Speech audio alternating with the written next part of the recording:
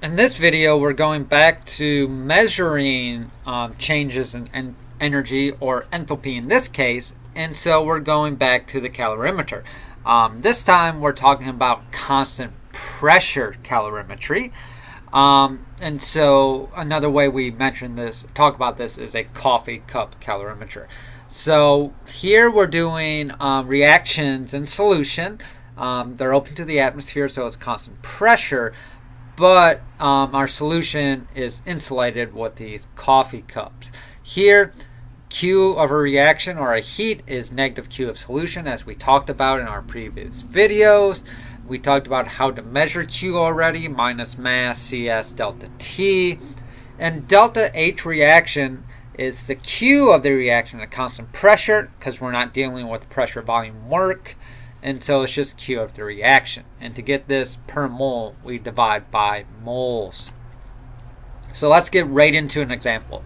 I have zinc and hydrochloric acid to make zinc chloride and hydrogen gas. So 0.103 grams of zinc combined with HCl to make 50 milliliters of solution in a coffee cup calorimeter. All of the zinc reacts, and we raise the temperature of the solution from 22.5 to,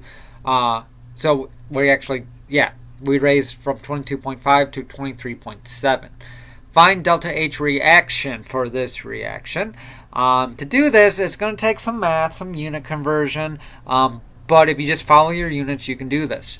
1.0 grams per milliliter for the density of the solution, and 4.184 joules per gram Celsius for specific heat capacity, and I've given you the molecular mass of zinc. So see if you can figure this out. Come back when you have an answer.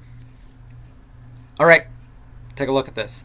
So our equations we need to know. Delta H reaction is our Q of our reaction. Q of the reaction is minus Q of the solution, which is mass solution, CS solution, and delta T. Mass of our solution, well, we know how much solution we have. It's 50 milliliters. Density is grams per milliliter, so it's 50 grams. Delta T, final minus initial, 23.7 minus 22.5 is 1.2. Q of the reaction is 50 times 4.184 times 1.2 equals 2.5 times 10 to the 2 joules. But I want a per mole for this, so I need to know how many moles of zinc I have. So 1.03 grams of zinc, 68.38 grams of zinc per 1 mole, is 1.51 times 10 to the minus 3 moles of zinc. Now I can take my Q reaction divided by my moles to get an answer in joules per mole. And this reaction is 1.7 times 10 to the 5 joules per mole. So you can see there, nothing too complicated math-wise. It's just, what do we have to pick out? What equations do we have to use? And then it's just plugging in and going from there. So work on this and try to get it down. Let me know if you have any questions, as always, and I'll see you in the next video.